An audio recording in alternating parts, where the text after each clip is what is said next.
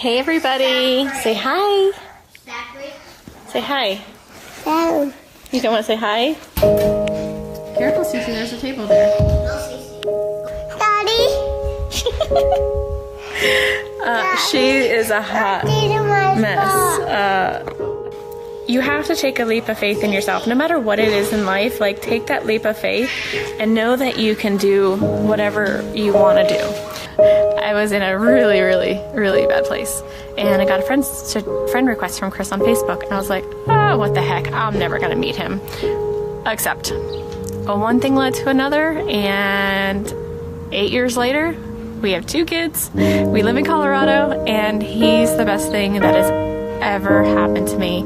And because of my health challenges, because I got so sick, I let him in. And he only knew me at that time. He knew me at my worst. And he accepted me.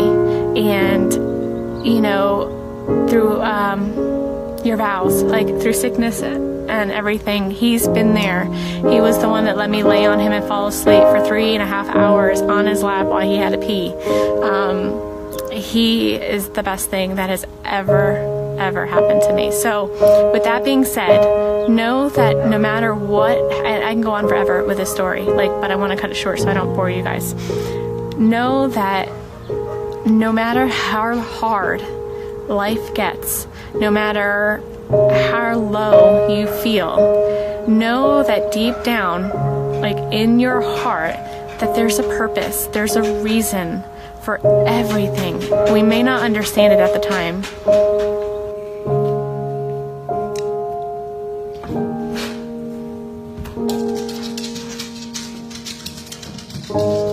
We did it again. I like that shirt. Really? Really? That's awesome.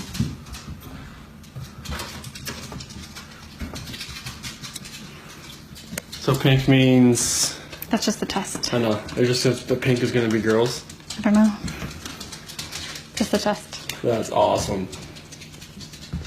My name's Nicole, and I'm calling because I'm concerned about a friend of mine. She's not answering the door. She's not responding to text messages, phone calls, and there's no movement in the house whatsoever.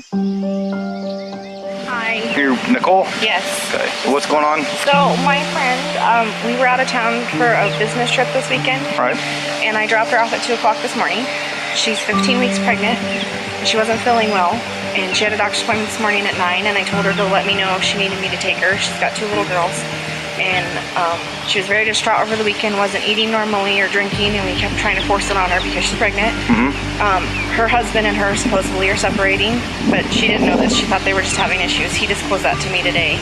Okay. Because I called him and I was like, have you talked or heard from Shanann since she left for work this morning? Because I can't get a hold of her. I've called, I've texted. Her car's in the garage. Her shoes she wears every single day are right in the front door. She only has 1 vehicle? No, they only have the 1 vehicle in his work truck. Okay, that's what I'm asking. There's not The a... girls and went on a play date, but they're 4 and 2. She went on a play date. Why wouldn't she take in a car? They're both in car seats.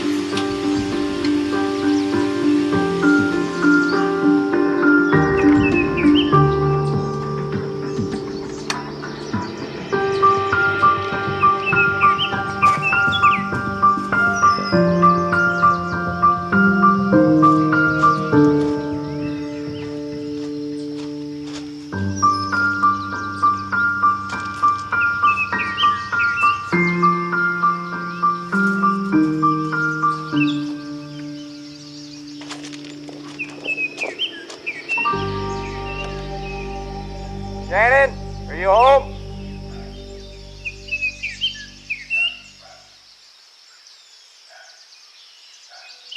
Police department, if anyone's inside, make yourself known.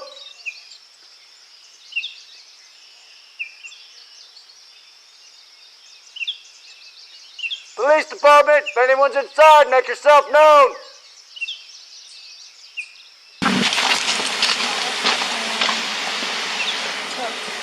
Is there a key code, Sandy, to open the garage from the outside? What is it? His mom's gonna get it. Okay. Hey, Chris, Officer Coonrod for the police department. Pretty good. So, do you have any idea where your wife is? Yeah, I mean, I don't see anything out of place. I'm not hearing kids. I'm not hearing anything. Yeah, and all of her stuff is here, and I set off the alarm by trying to open the garage forcefully, and that didn't work. So, and their alarm's one of the ones where it goes off and it feels like it's making your ears bleed. Mm-hmm. So if she was in there, She should have heard it. yeah, she would have while she was sleeping, because they have little things on the wall on every room to go off. The neighbor has a camera system. Mm-hmm.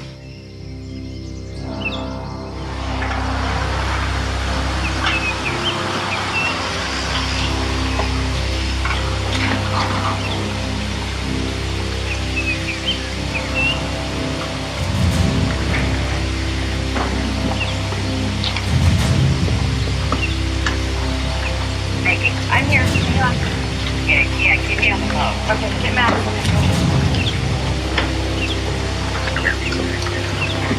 Scott, how you doing? How's it going? So this is the only vehicle she would have? Only one that, yeah. She would drive? Okay.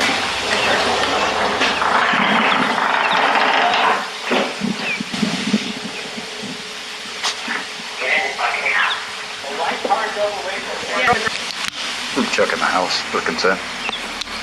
Down your phone. Oh. Well, any friends do you know she would be hanging out with? I mean, I know, I guess her Amanda. her parents are out of state. Across country, North Carolina. Oh, Yeah, so that's not happening. She can play it. Cool. All the girls blankies are gone. Their blankies they sleep with, they don't leave anywhere without them. good. Nothing else appears to be missing though, just No. stuff you'd take for a quick trip. You can, you have full ring.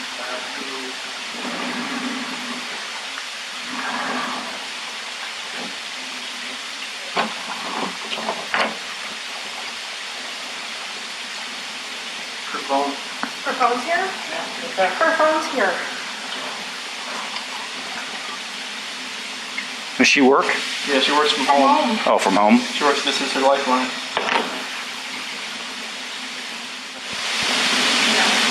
You guys have any kind of issues, marital issues, or We're going through separation. you are? Did you guys file it yet or anything, or just talking about? No, we're gonna sell the house and do a separation. How's that going? I mean, it's going Civil for the most Civil. part, or?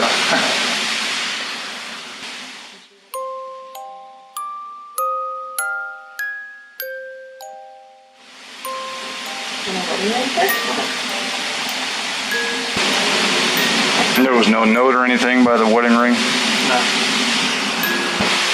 It didn't look like she went through and packed up No, I mean, a bag or there's anything. this and all that in the bottom, so it'd be kind of hard to tell if she took a little bit, or I mean, it'd be easy to tell if she took a lot, but it's hard to tell if she took a little bit or not.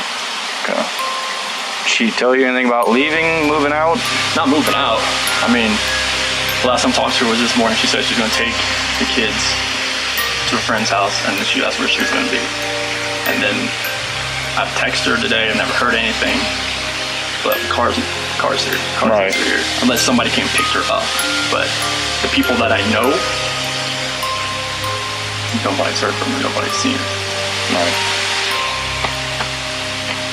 Definitely an odd one. I don't know what I can do right now. Should I drive around like the normal route that she would be? Where does she normally go to? I mean, just like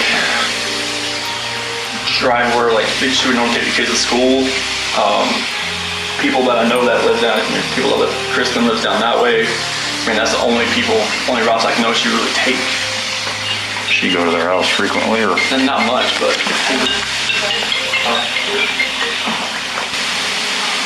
Yeah. Just wait for her here. Up here. Well, I've got my detective coming, Okay. just because this is kind of an odd situation.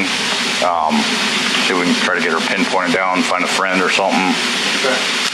He may have you call the bank. Okay. Hey, sir, it's Chris Watts. Not too bad. Have you heard from Sharon today?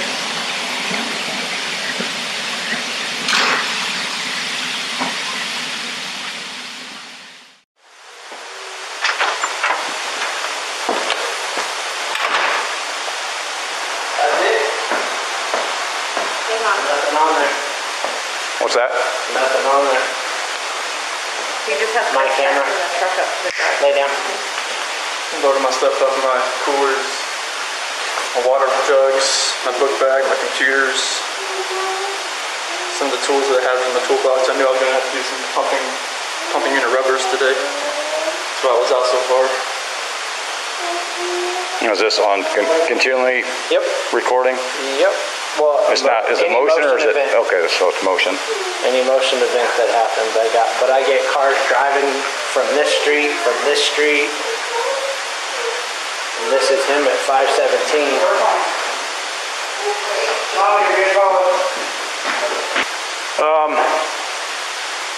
My detective just showed up, so he'll probably want to talk to you. He'd probably, like I said, he might have you call at the bank and see if there's any kind of activity. Because if there was any sort of action out On there, his cameras, I would have got it. like Right. we had issues the other week when people were stealing stuff out of like garages and stuff like that, and I had parked my truck I had right here. to park right here. Yeah, so someone See if I could anything see where someone tried to jimmy with a flathead screwdriver over there, and it was just like. But if any action would have happened, any cars or anything left your house, I would Yeah, if it have would got it. have been like right in that area, they should have picked. I mean, Oh, it'll pick up anything coming down the street this way. you know where that tree there too? Oh, yeah. Okay. All right, appreciate your time. Yeah, no problem. Thanks. Hopefully something comes up here.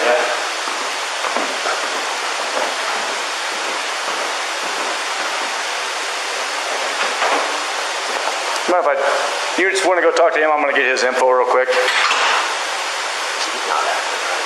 No. Shanann Watts and her two daughters, 3-year-old Celeste and 4-year-old Bella, vanished on Monday. Their startling disappearance triggering a statewide alert as police and the FBI focus on her home outside Denver, where she was last seen. When I got home yesterday, it was like a ghost town. Like, she wasn't here. Kids weren't here. I have no idea like where they went. Chris Watts, Shanann's husband, says his wife, who's also 15 weeks pregnant, came home from a business trip at 2 a.m. Monday. The couple having an emotional conversation, he says, before he left home around 5 a.m. Watts says Shanann never returned text messages later that morning and never answered the door when her friend arrived at the home at noon. Watts says he knew something was wrong. I was trying to get home as fast as I can. I was blowing through stoplights. I was blowing through everything, just trying to get home as fast as I can because none of this made sense. Police who have searched the family home and area with dogs say for now there are no significant leads. The 34-year-old doting mother's car still in the garage. She had left her phone at home, her purse, her wallet, all of her money, her ID. Hey, Chris. So we need to have everybody step out of the house. Okay. Mostly because we don't want the dog to get confused with all the stuff Correct. that's going on. So you can leave that there. You can leave your camera there. I'll bring it up. Okay. I don't want to mess you guys up at all. Because my son has, yeah. They moved in just before I did 5 years ago. In fact, before the children were even born. Okay. Yeah. How would you describe your relationship with them?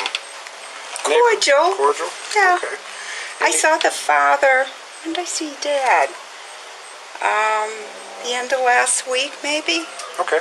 Yeah, I was asking him about the lawn, because my lawn has started to die, and, you know, what are you doing to keep your lawn green? He told me. I would never have known. Geez, that's scary. Mom and Dad used to live over there, too, with them. Okay. When was the last time you saw Mom and Dad? Oh, I believe it was Dad, and that could have been maybe 3 weeks ago in the backyard. Okay. Anything different over the last, I don't know, 2 days, 3 days? Odd vehicles, odd noises, odd lights? There was a truck out here yesterday. In fact, that's why I thought you were here yesterday. Maybe someone complained about that I hadn't seen before. What type of truck? It was kind of almost a steel gray. Okay. Don't ask me to make. Okay. Here. But that was late afternoon. The Dad has a great big truck, and it's gray. But, you know, this is This is unusual, very quiet neighborhood. Yes, this is very unusual. That's why we're trying, got a lot of resources out here trying to find them and make sure they're okay. So, I mean, I didn't know she was pregnant again. I hardly ever see her. Okay. How did you know she's pregnant? It said it on Neighborhood Watch. Okay. I gotcha. But you didn't know it? No. Okay. I hardly ever see her just normally. Right. They keep very much to themselves. When you did see her, did you ever see her around her husband? Yeah. How they were would they? have barbecues. Yeah. Were they polite, friendly, or was she kind of quiet, reserved? Or what was? They both are very quiet, Very quiet, reserved, very quiet. Okay. When was the last neighbors. time you spoke to her? Oh my gosh. I don't think I've seen her all summer. Oh, really? Okay. Yeah. Gotcha. And Yeah. kiddos, when was the last time you saw little kiddos? You're making me work my brain. I know, really digging deep in it. It could be 4 to 6 weeks since they've been out. They have all their little toys, but they don't go outside in the heat of the day. Gotcha. At least that's kind of what I notice, and they don't go outside unless an adult is there. Wonderful. I'm glad. I mean, Yeah. they're too little to be out by themselves. Yeah, they are. What are they? 3 and 5, I think. Or 2 and 4, something like that. 3 and 4. 3 and 4. According to my pamphlet. Yeah. So, They're cute little things. anything that I haven't asked that you think I should know, or is just odd, or something you thought was weird? I wouldn't think anything is weird from over there because normally you hardly ever see anyone go in, come out. Now, I saw his truck leave yesterday. Maybe it was this morning. I was leaving for the gym. His truck had the lights on, which is unusual for that morning, 5:15 in the morning. Only fools like me are up. So you don't usually see him leave at that time of day? Oh, was that the gray truck, or what truck was that? That was his regular truck. It's a pretty big truck.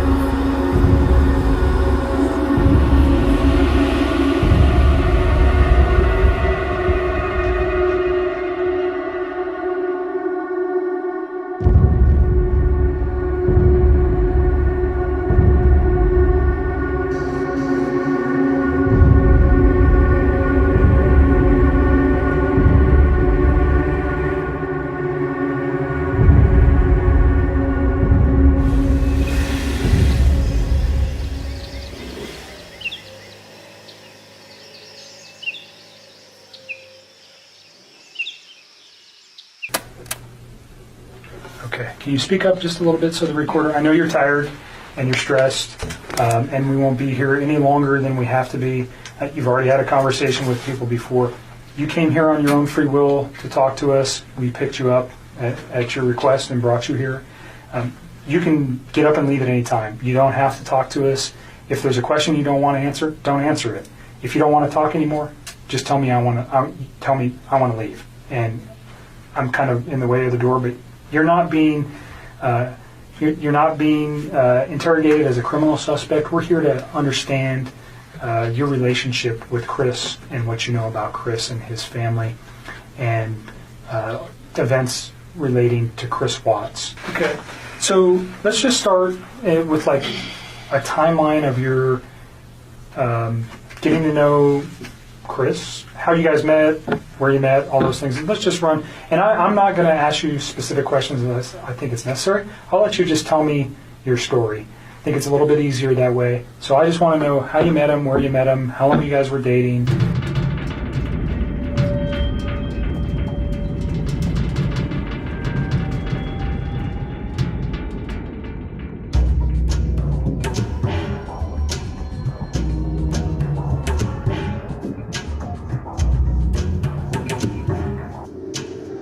I use this to measure the rate of blood flow through your body during the test. And we've actually found it's much more, we get a much better reading if we put it on your calf instead of your arm. So are you okay?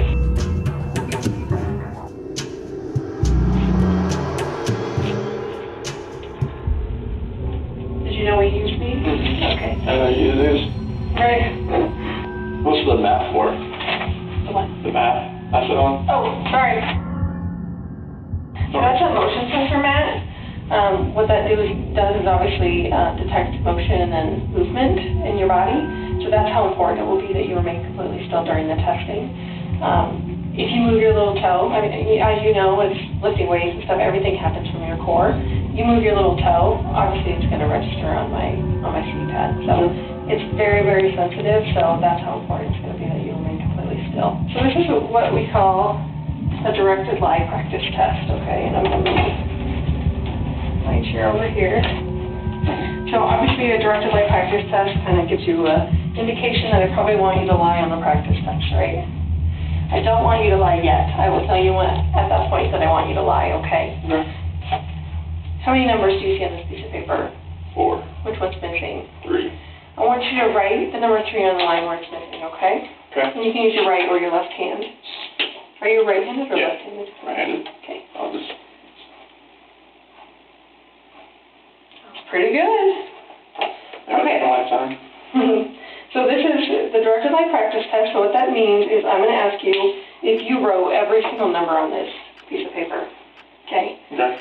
I want you to be truthful to all the numbers, but I want you to lie when I ask you if you wrote the number 3. Because you really did write the number 3, but I want you to say no, that you did not. I want you to lie to me, okay? Okay, so during the testing, I'm going to leave this right here. You need to look in the area of this clipboard. You can't look side to side, up, down, wherever Chris wants to look. You don't have to fixate on the number 3, but you're going to be looking basically in this general area right here, okay?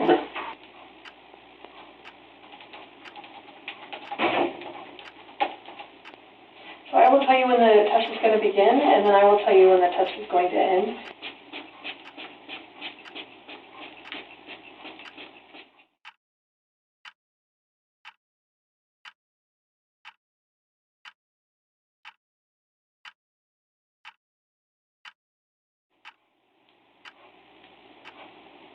The test is about to begin. Please remain still.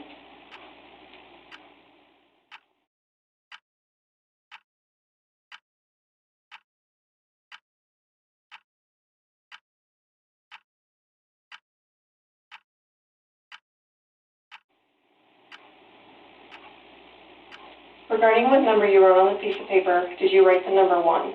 No.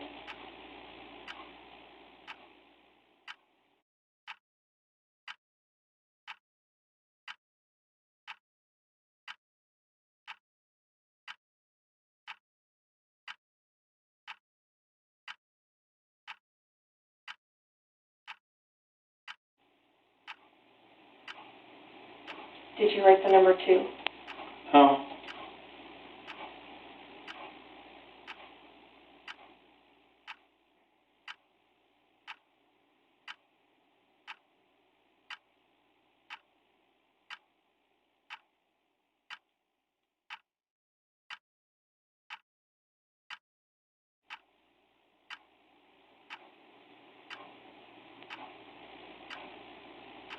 Did you write the number 3? No.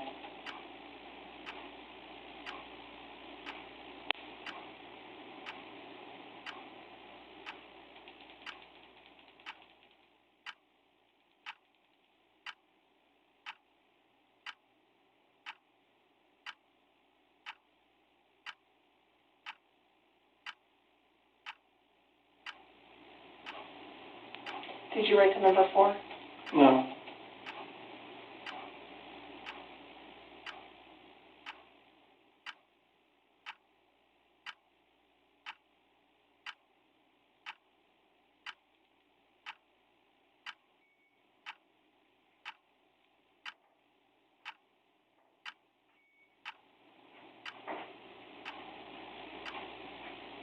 Did you write the number 5? No.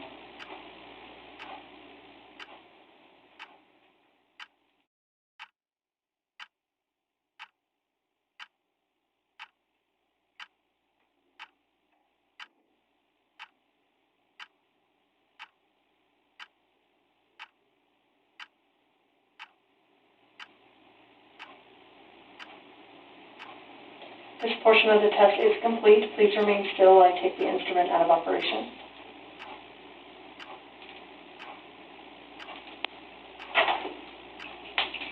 Okay, you can relax. How'd you feel? You did great. You remembered to lie and everything. That was awesome. So, you obviously are a really bad liar. Have people told you that before? Like, the second you tell a lie, like, they can tell, like, on your face that, because the second you lied to them, number 3, like, I don't know if you heard me clicking, but I had to, like, turn down the sensitivity because you were starting to go off the page. So, that is what I need to see as a polygrapher, because that tells me that you know it's wrong to tell a lie. And you're actually having a significant reaction when you lie, so that is awesome. So thank you for being a horrible liar. No, that's a good thing. That's a good thing. We don't want to be good liars, so thank you for being a horrible liar. He didn't have a wedding ring on his finger, and every time I talked to him, he didn't tell me that he was in a relationship. He didn't even mention his kids right away either. And then one day he told me that he had 2 kids. I was like, that's pretty cool. And started telling me about his kids. That sounded like a sarcastic comment. No, I thought it was kind of cute. I was like, oh, he's a dad. It was like right around Father's Day, too. Because we don't have it on tape, we discussed prior to turning the tape on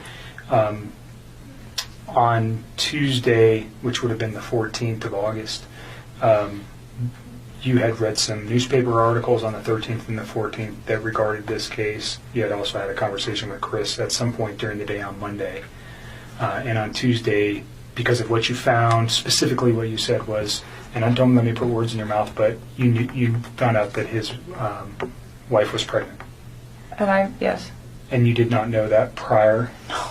And you found that out via the newspaper articles, and that caused you concern? Well, I just realized that he was lying to me, and I was like, well, if you can lie to me about this, what else are you lying to me about? And it made me realize that maybe his wife was in danger at that point, and it was day 2, too, and she still wasn't home. Tonight we have someone who claims to be from Chris Watts' past. Chris Watts' recent past.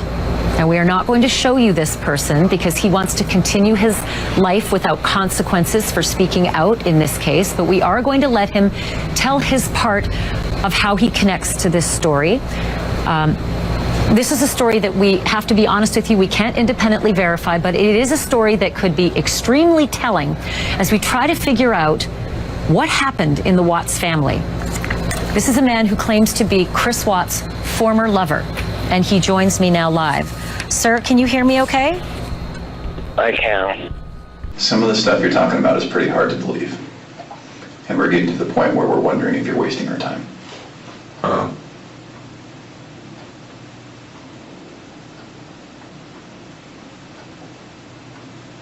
I mean, is there a question? Or, I mean, I don't know how you want me to respond to that. I don't know what else you want me to...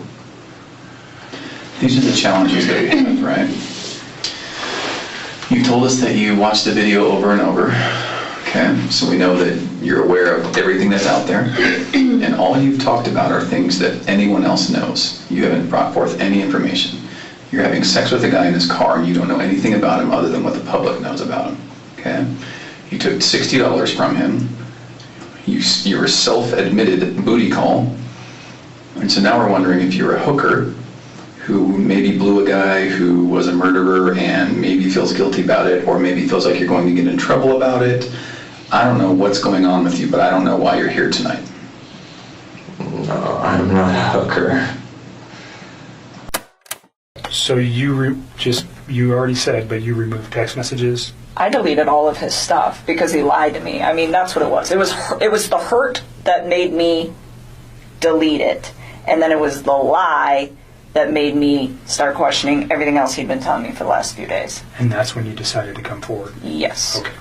So just for context, yes. When people delete stuff off phones, usually we go, No, hold on a second. no. It And wasn't that's why I wanted- malicious at right. all. It And I'm wasn't not saying it's malicious at all.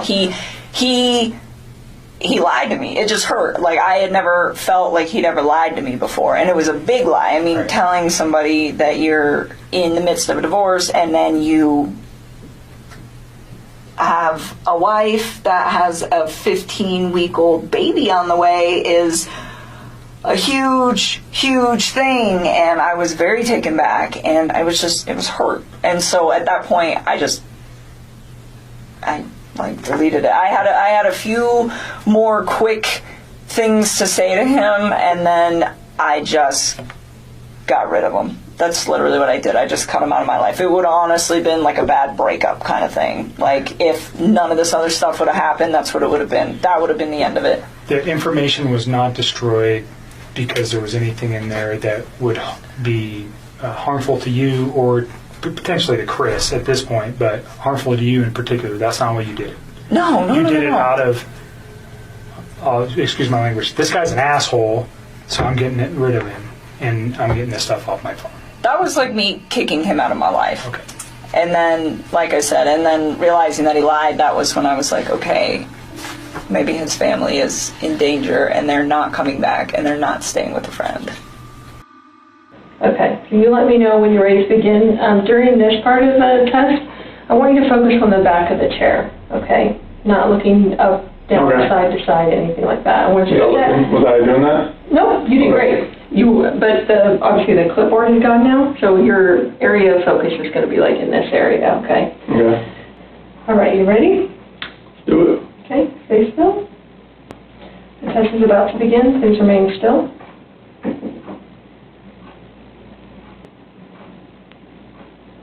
Regarding Shanann's disappearance, do you intend to answer all of the questions truthfully? Yes. Is your first name Christopher? Yes.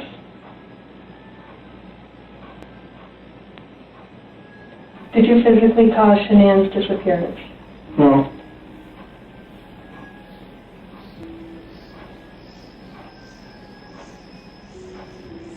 Were you born in 1985? Yes.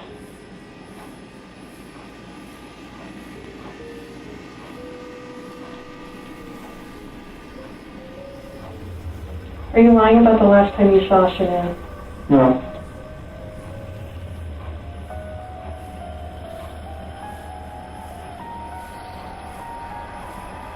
Do you know where Shanann is now?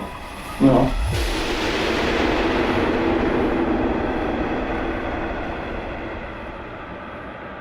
This portion of the test is complete. Please remain still while I take the instrument out of operation. Did he ever tell you that he loved you? Yes, he did. Did you ever tell him the same? A couple times. Notwithstanding that today, because those thoughts may have changed for you, but on, let's go Sunday into Monday or Monday, did you still love him on those days?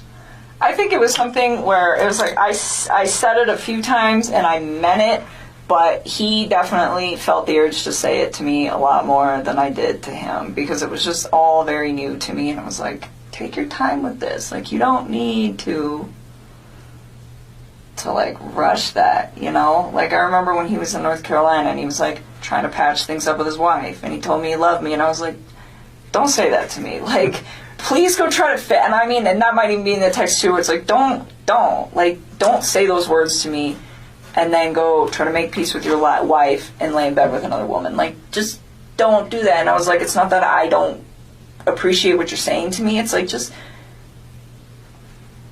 it just didn't sit right for me, you know? So I just feel like... Almost like an insecurity where you had to say that to you? Or? I don't know. I think he like...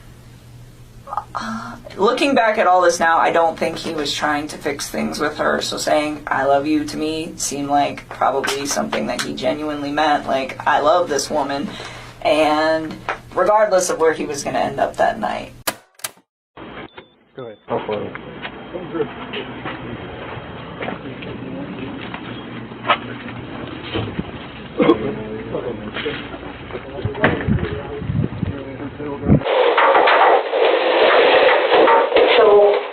It was completely clear that you were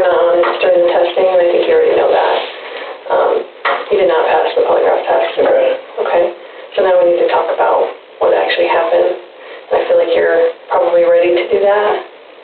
I didn't lie to you on that polygraph, I promise. Chris, I know. Stop. It's time. Just stop for a minute. Take a deep breath. I want you to take a deep breath right now.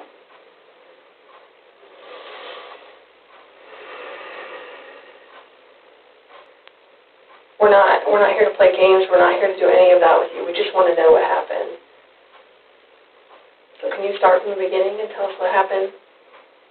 Everything that I've told you, I did not lie on this polygraph. I don't know how much I could tell you right now. Like, I did not. It's not even an option right now because you did not pass the polygraph. So I know you were being deceptive. So that's not even an issue right now. The issue right now is what happened to Shanann, Bella, and Celeste. This is where the rubber meets the road, Chris. Like, don't let this continue any longer, please. I'm not trying to make anything continue. Like, I want them back home, like. But you know they're not coming back home.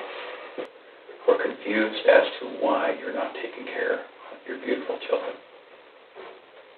I'm not taking care of them right now. Right now. Where are they? I don't know where they're at. I don't know where they're at. Chris, right now your dad's outside. He flew across the country to help you. Okay. We know that something happened to all three of them. But I want to know, did something happen to these baby girls first that you had to take into your own hands and deal with? You had to clean it up for Shanann. And you either cleaned up after Shanann or you made the mistake. And I mean, I want to believe that maybe Shanann did it and you felt compelled to fix this so Shanann didn't look bad. That's what I want to believe. But I don't know, you're not telling me that, so it makes me think the worst. Like, did you do that to all three of them? I did not do anything to these kids. Not do anything. What did Shanann do to them? Tell us, Chris. Chicks are crazy. Can I talk to my dad or something? Absolutely. Do you want to bring him in here? No, I just can't talk to my dad. Like, he flew across the country. Hey, Chris. I can't. How about this? If we brought your dad in here, would you please tell him what happened? Can I just go talk to him? I've been in here for like 5 or 6 hours and I'm like... Absolutely. Before we get him. Can I go out there and talk to him? Well, I don't know that you want to do it out there because there's a lot of people going through the halls. Should we bring him in here? We'll step out. Well, how about this? If we bring in your dad, will you promise me that you'll talk to him? I'll talk to him. Those are things you need to do. Let's see.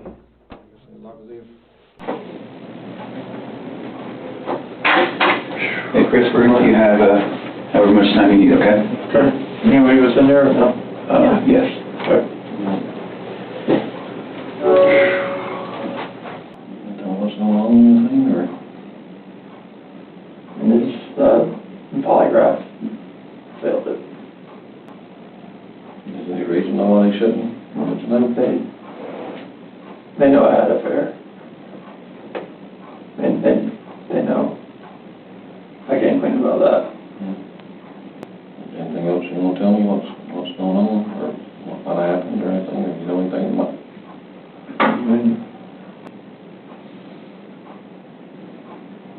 I want to protect her.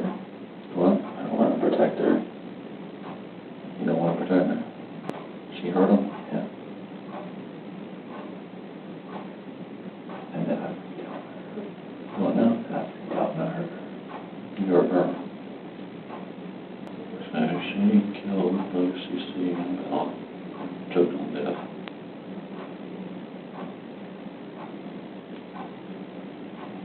You lost it and choke her or what? That's rage. So what did you do? Haul the bodies off or something? I mean, I didn't know what else to do. I freaked out. I didn't know nothing else to do. What's that? Hold on. You okay? You sure?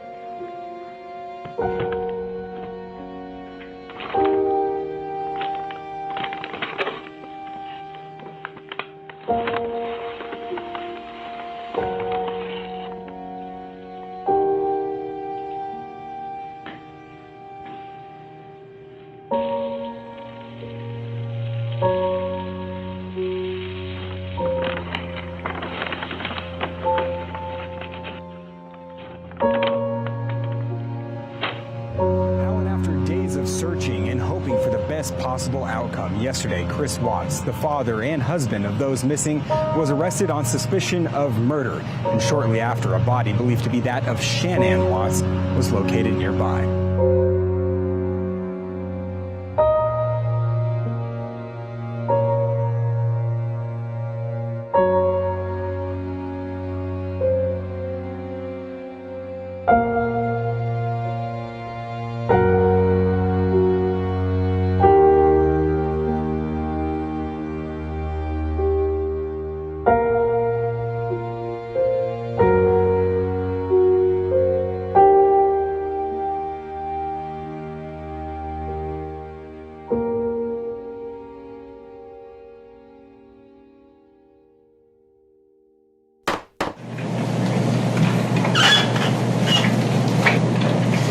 So what I would like to do is explain the procedures that we're going to use regarding this sentencing hearing.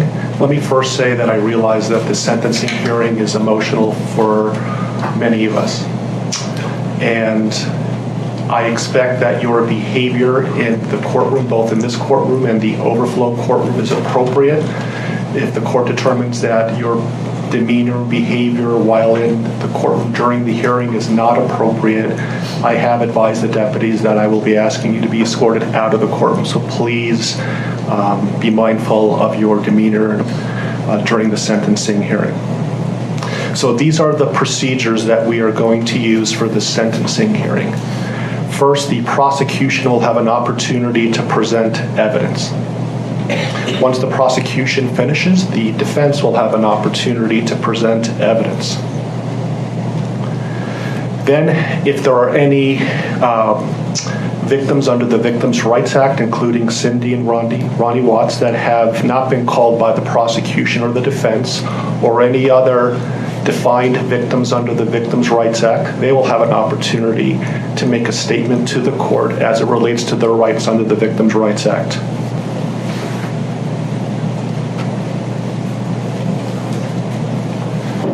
Good morning, Mr. Ruzek. Good morning.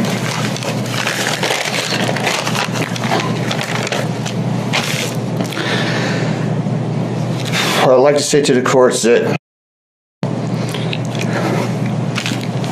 Shanann, Bella, and Nico are loving, caring people. They love life. They love being around people who love them. They always had good times. This is the first time they went to the beach this year, and they loved it. But God only knows what happened that night. Life will never be the same without Shanann, Bella, and Celeste and Nico. Had all their lives to live. They were taken by a heartless one. This is the heartless one, the evil monster, who dare you take the lives of my daughters Shanann, Bella, Celeste, and Nico. I trusted you to take care of them, not kill them. And they also trusted you. The heartless monster, and then you take them out like trash. You disgust me. They were loving and caring people. You may have taken their bodies from me, but you will never take the love they had for me. They loved us more than you will ever know, because you don't know what love is, because if you did, you would not have killed them. You monster, thought you would get away with this. I don't know how. The cameras do not lie. You carry them out like trash of the house. Yes, I seen the videotape. You buried my daughter Shannon and Nico in a shallow grave, and then you put Bella and Celeste in huge containers of crude oil. You heartless monster. You have to live with this vision every day of your life, and I hope you see that every time you close your eyes at night. Oh, I forgot. You have no heart or feelings or love. Let me tell you something. I will think of them every day of my life, and I love them every day of my life. Prison is too good for you. This is hard to say, but may God have mercy on your soul. I hope you enjoy your new life. It's nothing like the one you had out here. May the courts have no mercy on you. It's hard every day. It hurts in so many ways. I have heard people say that you're not a monster. No, you are not. You're an evil monster. Thank you. Love you, Shannon, Bella, and Nico. Love you, Pop-Up and Dad. And one other thing. And Shannon says she is super excited for justice today. Thank you, Your Honor.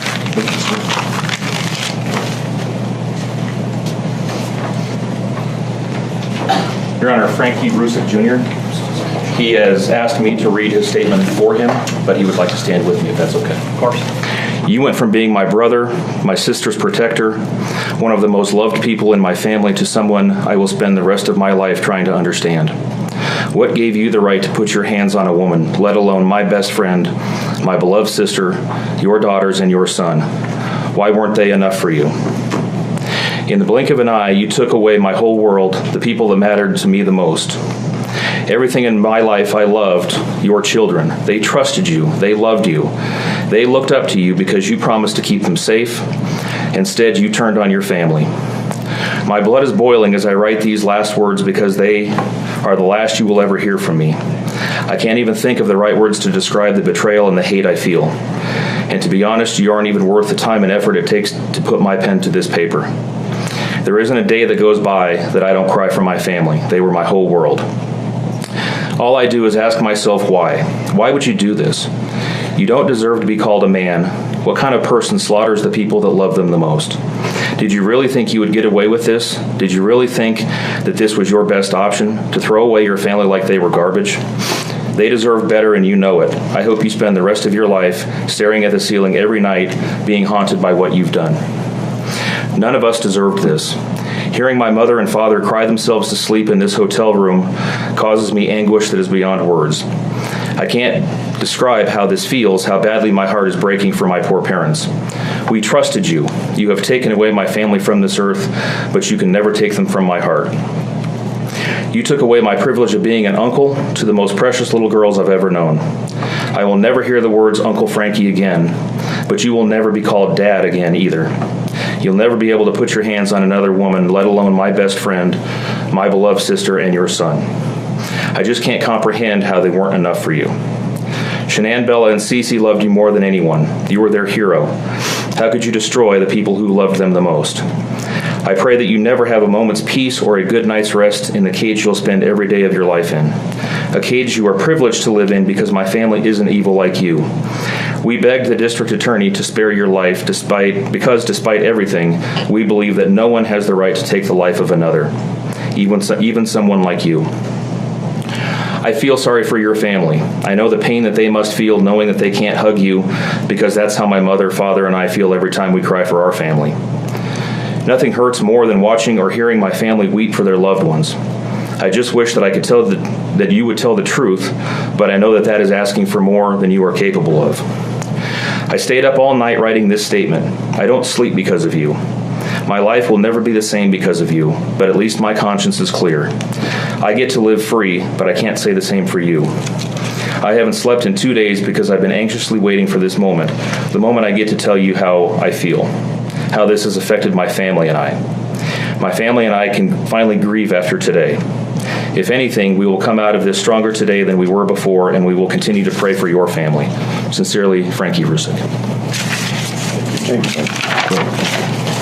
My name is Sandra Rusak, Shannon's mother. I wanted to say thank you for this moment. I want to take a moment to thank everyone who has prayed for our beloved family, who had sent gifts, cards to us from all over the world. I know God will put the evil people where they need to be. I also want to take the time to thank the town of Frederick, Greeley, FBI, the DA's office, the CBI, for exceptional work. We thank Nicole Atkinson, Shannon's neighbor, Nathan, and his family. To me, they're our heroes. They really are. God bless. God makes no mistakes on who he puts in your life. Marriage is about love, trust, and friendship and unity. We marry for sickness and health, to death do us part. Our daughter Shannon loved you with all of her heart. Your children loved you to the moon and back. Shannon's family was her world. Shannon put a crown on your head. But unfortunately, the day that you took their life, God removed that crown. We loved you like a son. We trusted you. Your faithful wife trusted you. Your children adored you, and they also trusted you. Your daughter Bella Marie sang a song proudly. I don't know if you got to see it, but it was, "Daddy, you're my hero." I have no idea who gave you the right to take their lives.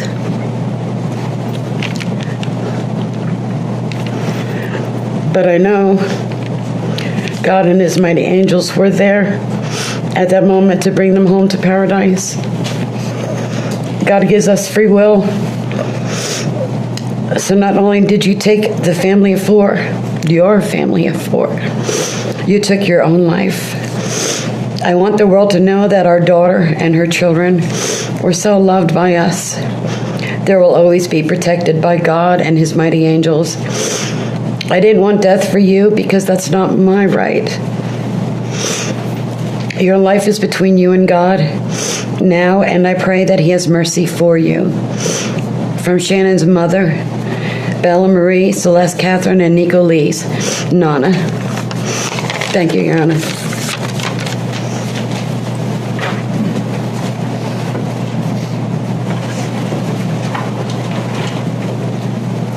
Your Honor, that's all the witnesses that I had intended on calling, and I know that the court addressed this during the procedural posture. I am aware that Mr. and Mrs. Watts would also like to address the court. I would certainly invite the court, if you want, at this point to call upon them, or we can certainly do it after any evidence that the defense has as well. Sure. Does Cindy or Ronnie Watts wish to make a statement on the Victims' Rights Amendment?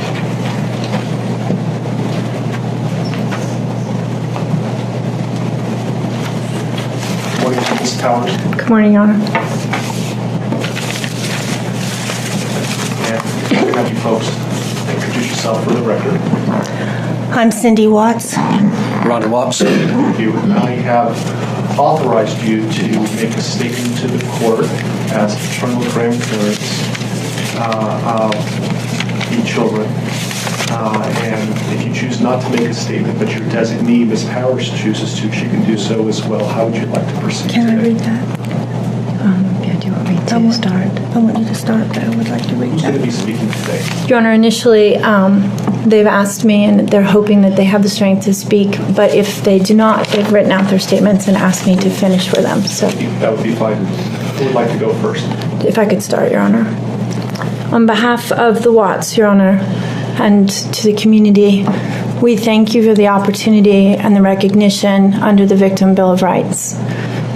We come today as the grandparents and the parent of the daughter and children whose life was taken in this case. We are not here to ask for leniency. we are not in any way condoning or tolerating the crime that has occurred and the pain that has been caused. We join in our daughter-in-law and grandchildren's family in saying this should never have happened. This is not condonable. This is something that we will never get over. We appreciate the consideration that everyone has paid, most especially the families that have lost everyone. We appreciate that they begged for Christopher's life. We agree and echo what they have said, that it is not his place to take anyone's life, nor would it be our place as a community to take his life. So we thank you for the opportunity and for every consideration and effort that's been put out. The prosecution in this case has in fact respected the Victim Bill of Rights. They took the time to explain that the information that my clients had at the time that they were interviewed was not correct. They were misinformed. They were searching for answers.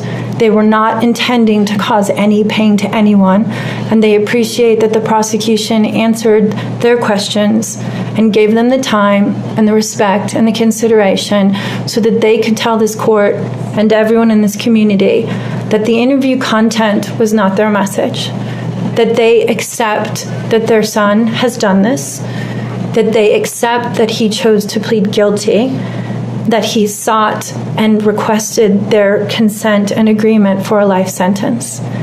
They appreciate that he is given the opportunity to serve that life sentence. It is his responsibility, it is his sentence, and it is not enough to make up for what has done. We understand and we join the family in that we have questions. We don't know how such a thing could possibly happen, or that a man that was responsible for raising his children and protecting his wife would take the steps that he did, and that he would disregard their bodies and the love that he had for them and they had for him and everyone else, and take the gestures and put this community through the investigation and the discovery and the responsibility of bringing justice. We do not understand that. We do not think it was appropriate. We cannot begin to think that an explanation will ever justify it. My clients indicate that they understand that a full opportunity for a confession with all of the responsibility and accountability has not occurred. And they support the family and the request that that happen, if not today, at an appropriate time, in an appropriate manner, so that everyone can have peace, to understand to the best of their ability the details that they need and to have their questions answered. And by giving this opportunity of a life sentence, we hope that he embraces that moment. That had the death penalty been pursued, there would not have been an opportunity to be accountable and to give a full confession. And had the death penalty been sought, counsel would have fought for his life, the prosecutors would have been engaged in a multiple-year battle, the families would have been torn apart, this community would have had to subsidize it and endure it, and we have so much respect and gratefulness that that did not happen. We would strongly encourage Christopher Watts to give that full confession in the tone and in the timing that he thinks is appropriate with the guidance of his counsel. We feel that it would be appropriate and helpful to ease the pain and the suffering. But we also say we don't think that there's anything that he can say that will ever account for his behavior. There's nothing that can be done to cure the harm he has caused. And he has the responsibility to serve his sentence with dignity and with regard for everyone, and to spend every breath that he has left in an atonement for what he has done. Do you want to read it? Yes. State your name for the record. Cindy Watts. Thank you. My name is Cindy Watts. I am the grandmother of two beautiful granddaughters, Bella Marie, Celeste Catherine Watts. I am also the mother of Christopher Watts, who I will be directing most of my statement to.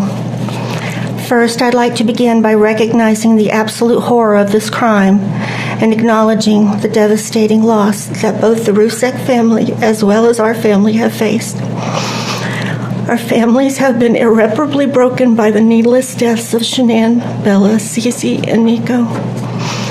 This is something we will never get over. We will always mourn the loss of our family, and in that, we are united in our grief. I am still struggling to understand how and why this tragedy occurred. I may never be able to understand and accept it, but I pray for peace and healing for all of us. Now to my son, Christopher. I have known you since the day you were born into this world. I have watched you grow from a quiet and sweet, curious child who Bella reminded me so much of, to a young man who worked hard in sports and later mechanics to achieve your goals. You are a good friend, brother, father, and son. We have loved you from the beginning, and we still love you now.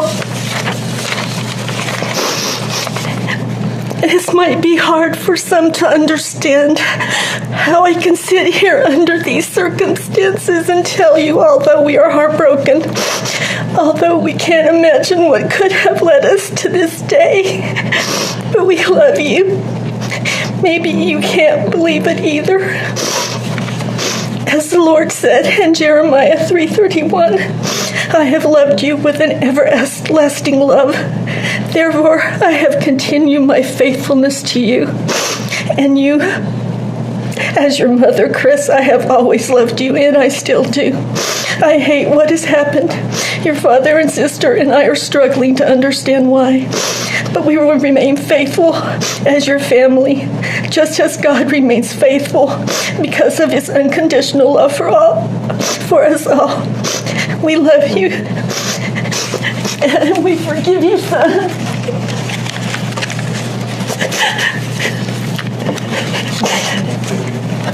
Judge, if I could read Mr. Watts' statement. Yes. My name is Ronnie Watts, and I am the grandfather of Bella, Celeste, Nico Watts, and I am the father of Shannon. I am the father of Christopher Watts as well.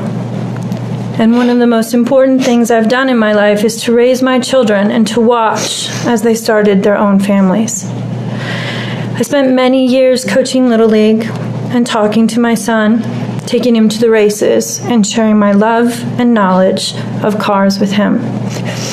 He was just as involved with his girls. I believe he loves his girls. I know he does. This tragedy has impacted my family in so many ways.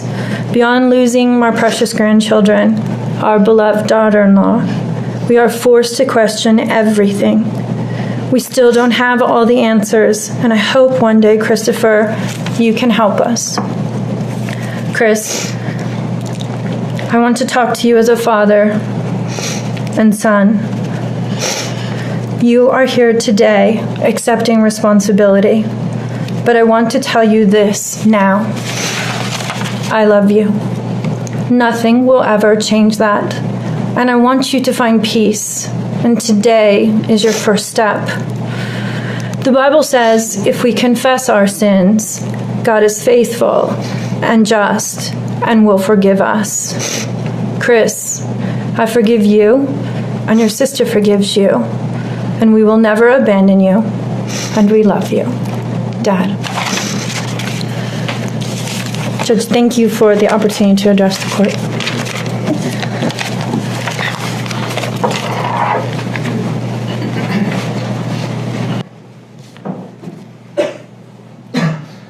Your Honor, there are no words to adequately describe the unimaginable tragedy that brings us before this court today.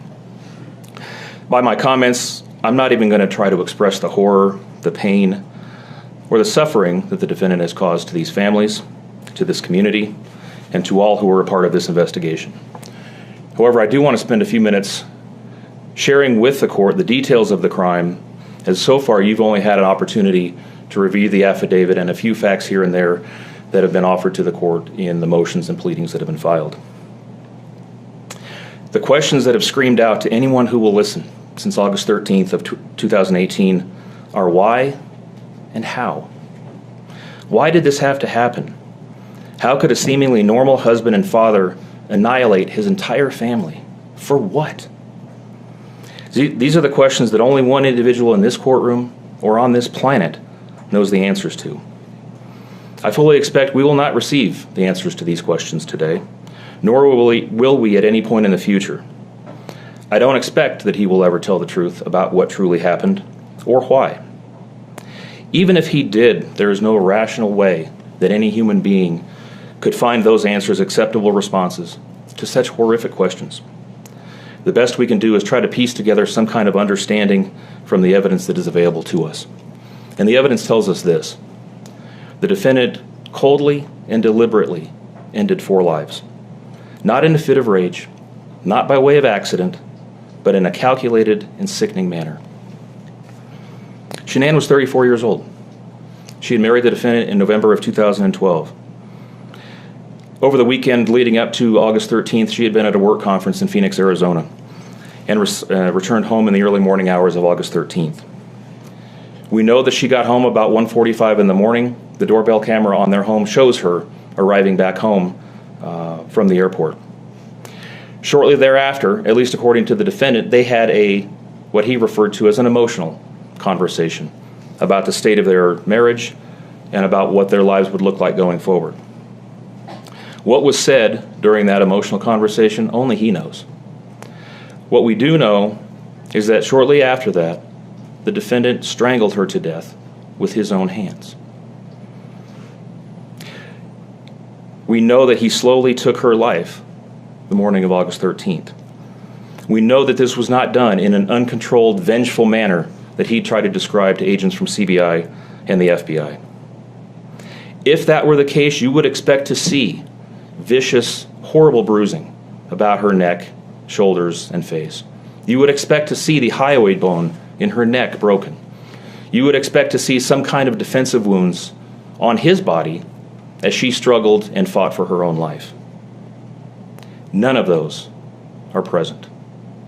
The only injuries that were on Shanann's body were one set of finger or bruising, what appeared to be fingernail or finger mark bruising to the right side of her neck.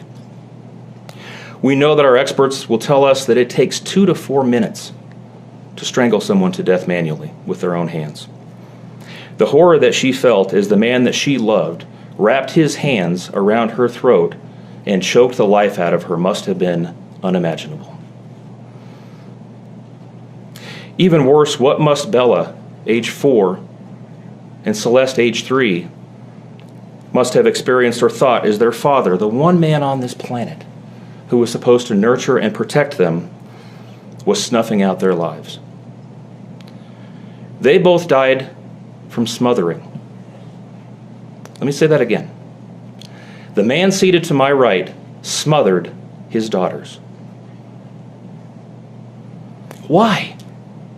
Imagine the horror in Bella's mind as her father took her last breaths away.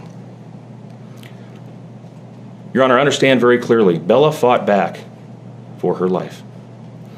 The frenulum, the connective tissue between her upper lip and her gum, had a centimeter and a half laceration. She bit her tongue multiple times before she died. She fought back for her life as her father smothered her. Celeste had no such injuries.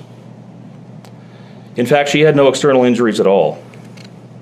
But according to the medical examiner, she was smothered nonetheless.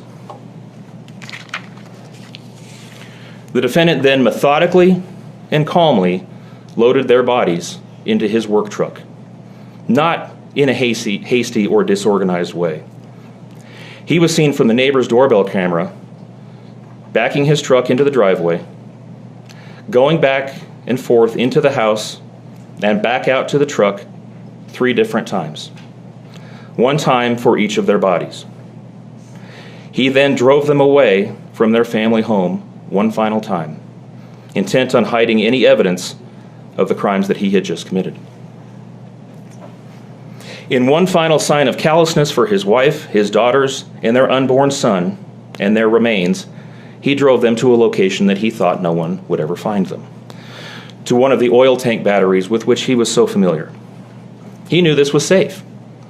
He had texted a coworker the night before saying, "I'll head out to that site. I'll take care of it." He had carefully ensured that he would be alone in the middle of the plains to secrete away the remains of his family in a place that he hoped they would never be found. In one final measure of disrespect for the family he once had, he ensured that they would not be together, even in death, or so he thought. He disposed of them in different locations. He buried Shanann and Nico in a shallow grave away from the oil tanks. Bella and Celeste were thrown away in the oil tanks at this facility. Different tanks, so these little girls wouldn't be together in death. Imagine this, Your Honor. This defendant took those little girls and put them through a hatch at the top of an oil tank, 8 inches in diameter. Bella had scratches on her left buttocks from being shoved through this hole. A tuft of blonde hair was found on the edge of one of these hatches. The defendant told investigators that Bella's tank seemed emptier than CC's because of the sound that the splashes made. These were his daughters. Significantly, when his coworkers arrived at the tank battery later that morning, to a person, they all described him as acting completely normally. It was a normal workday, even while his daughters sank in the oil and water not far away from him. And then his efforts at deception truly began.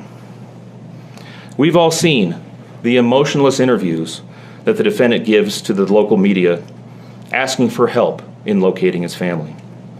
We watched as he claimed that the house was empty without them, and that he hoped that they were somewhere safe, and that he just wanted them to come home. He told investigators that they were at home sleeping when he left for work that morning, and that Shanann had told him that she was taking the girls to a friend's house for the day. What is striking about this case, Your Honor, beyond the horrors that I've already described to you, is the number of collateral victims that he created by his actions. While he stood in front of TV cameras asking for the safe return of his family, scores of law enforcement officers, neighbors, friends, and family scoured the area, fretted for their safe return. They texted him begging for any information and sending him their best wishes, all the while he hid what he had done. The list of indirect victims does not end there. Think of the firefighters and the Colorado State Patrol hazmat experts who had to don protective suits and who were called upon to pull Bella and Celeste out of those oil tanks. Or the coroner employees who had to conduct these autopsies. Or the victim assistants who frantically attempted to ease the suffering of those affected. All of this, Your Honor, for what? Why? Why did this have to happen? His motive was simple, Your Honor. He had a desire for a fresh start, to begin a relationship with a new love that overpowered all decency and feelings for his wife, his daughters, and unborn son. While Shanann texted the defendant over and over again in the days and weeks leading up to her death, attempting to save her marriage, the defendant secreted pictures of his girlfriend into his phone and texted her at all hours of the night. While Shanann sent the defendant self-help and relationship counseling books, one of which, ironically enough, was thrown in the garbage, he was searching the internet for secluded vacation spots to take his new love in researching jewelry. And while Shanann took the girls to visit family in North Carolina, the defendant went to car museums and the sand dunes with his new girlfriend. The stark contrast between the subjects of their internet and text content is absolutely stunning. Even the morning after he killed them and disposed of their bodies, he made several phone calls. One was to the school where the girls were supposed to start, telling the school that the girls would not be coming to school anymore, that they were being unenrolled, presumably to give him some more time before law enforcement notification about them going missing. He contacted a realtor to start discussing the selling of his house, and he texted with his girlfriend about their future. None of this answers the questions of why, however. If he was this happy and wanted a new start, get a divorce. You don't annihilate your family and throw them away like garbage. Why did Nico, Celeste, Bella, and Shanann have to lose their lives in order for him to get what he wanted? Your Honor, justice demands the maximum sentence under the agreement reached by the parties. As you will recall, the agreement calls for life sentences as to Shanann, Bella, and Celeste, and all of those to run consecutively to one another. It also calls for the count of unlawful termination of a pregnancy as to Nico to run consecutively to counts 1, 2, and 3. I would suggest that the extreme aggravation present in the defendant's conduct and in the efforts that I have described mandate that the sentences for counts 7, 8, and 9, the tampering with a deceased human body, each be the maximum of 12 years, and that those sentences run consecutively to one another. It is very clear that each of these acts, that these were not the subject of one act, but each oil tank that he walked up with his daughter's bodies and the hole that he dug for his wife and unborn son mandate a mandatory consecutive sentence. It's been alluded to this morning, but the defendant was certainly eligible for the death penalty in this case under the existing law in the state of Colorado. As you heard, Shanann's family strongly opposed my office seeking the death penalty and being bound to the criminal justice system for the next several decades. That's in large part, as you've heard, why we have reached the agreement that we have. 4 lives were lost at the hands of the defendant on August 13th for reasons that we will never fully understand, nor will we know. In the end, the Rusick family was much more merciful towards him than he was towards his wife, his daughters, and his unborn son. Prison for the remainder of his life is exactly where he belongs for murdering his entire family. Thank you. Are you seeking 91 days to file a request for restitution? I am, Your Honor, please. Mr. Waltz, will you be speaking on behalf of your client? Your Honor, Ms. Harold will address the court. Good morning, Ms. Harold. Good morning, Your Honor. Mr. Watts has asked us to share this morning that he is devastated by all of this. And although he understands that words are hollow at this point, he is sincerely sorry for all of this. Thank you. Thank you.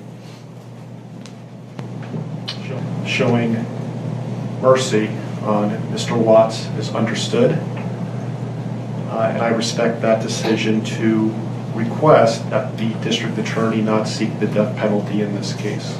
And so the court is going to accept this plea bargain under the circumstances.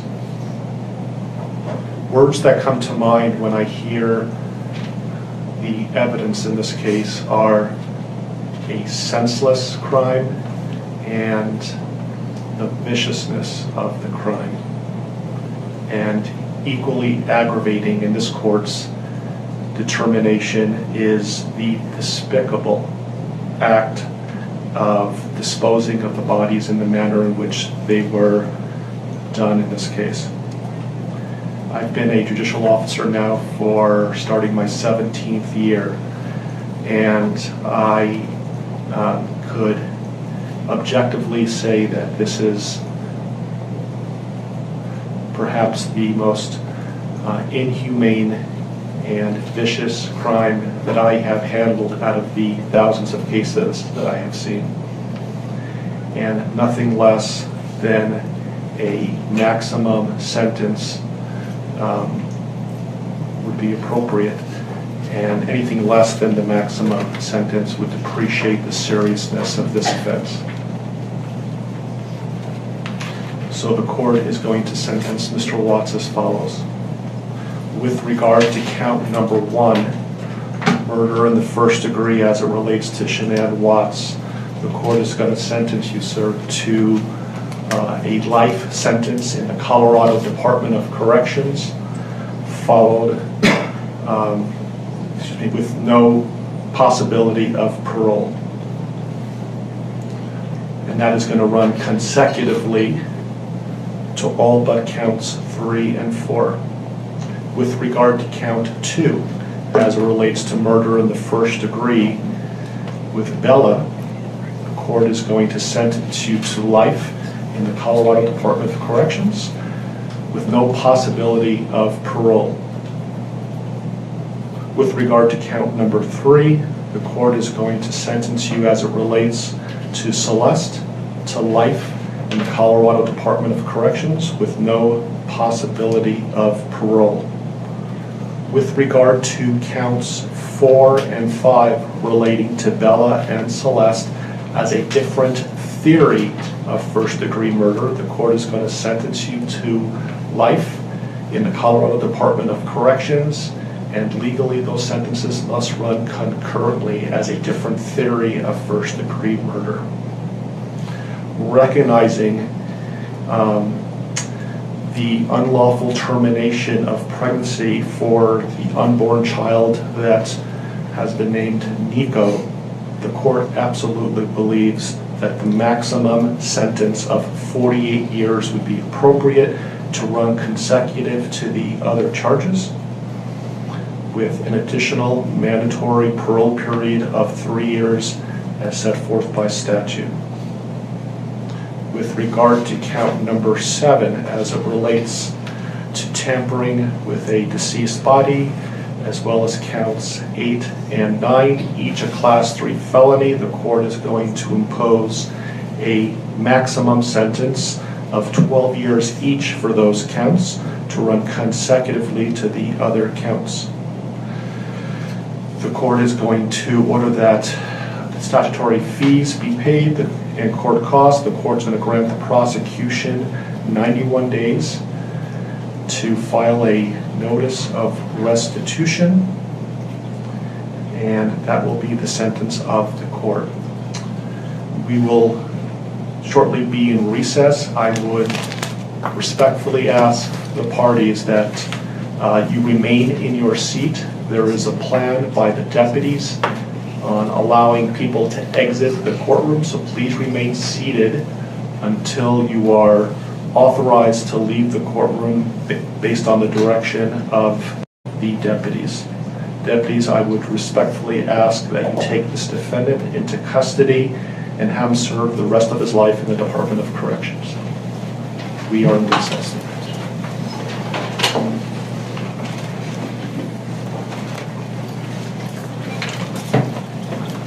Please rise. Come here. Come here. Chris. I don't want a video of you. Marine shoots across the scene as I leave. And gymnastics you want to do too? And dance? So we're gonna work. That Bella, is that Santa Claus? Oh!